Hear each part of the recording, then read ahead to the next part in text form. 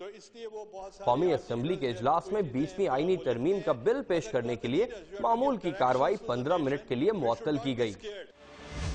Dawn news کو موصول مسودے میں کہا گیا کہ نگراں حکومت اتفاق رائے سے بنائی جائے گی۔ اسمبلی تحلیل ہونے کے 3 روز کے اندر نگراں سیٹ اپ قائم کیا جائے گا۔ سیٹ اپ پر عدم اتفاق کی صورت میں معاملہ 8 رکنی کمیٹی کے پاس چلا جائے گا۔ کمیٹی میں عدم اتفاق کی صورت میں معاملہ الیکشن کمیشن طے کرے گا۔ الیکشن کمیشن کے اراکین چیف الیکشن کمشنر کے سامنے حلف اٹھائیں گے۔ موجودہ الیکشن کمشنر کی ریٹائرمنٹ کے بعد اراکین کمیشن کی مدت 5 سال ہوگی۔ مسودہ پیش کرنے کے بعد اپنے خطاب میں وزیر اعظم گیلانی نے کہا کہ ملک میں آزاد اور شفاف انتخابات کرانا چاہتے ہیں۔ نگراں سیٹ اپ ایسا بنانا چاہتے ہیں جس پر کسی کو اعتراض نہ ہو۔